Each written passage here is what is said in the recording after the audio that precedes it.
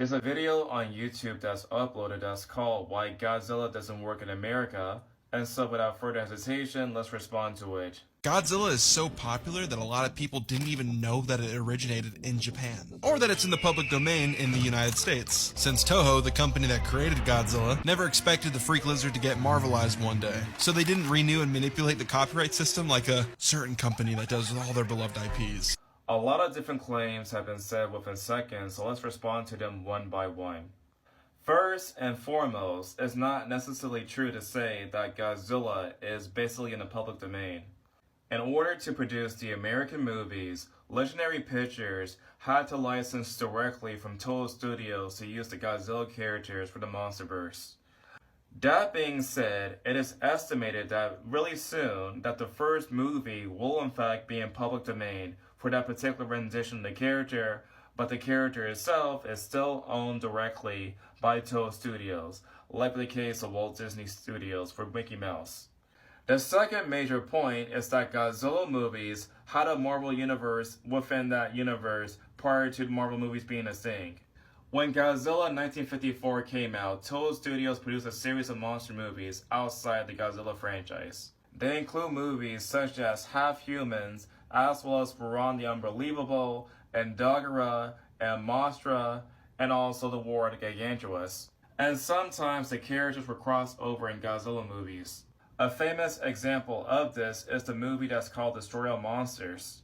So it's not like Godzilla movies are copying Marvel. It's basically the fact that these kind of movies had these ideas before the Marvel Cinematic Universe. I'm not Japanese and I was born in 2002, the same year Godzilla vs. Mechagodzilla came out. You claim that Godzilla vs. Mechagodzilla was first released in 2002, but that's not true in the slightest either.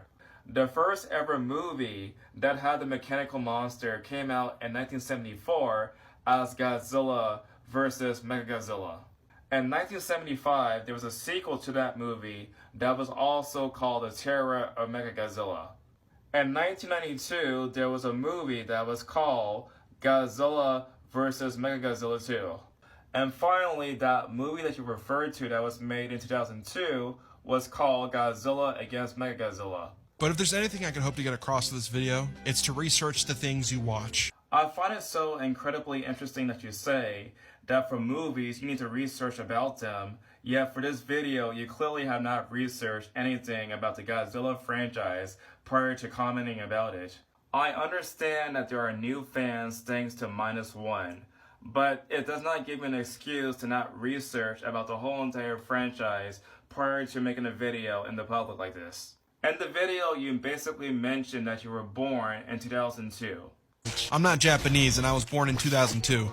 During the mid-2000s for the millennial movies, basically they were flop after flop at the Japanese box office. After Final Wars, it was said that the franchise might be in permanent hiatus.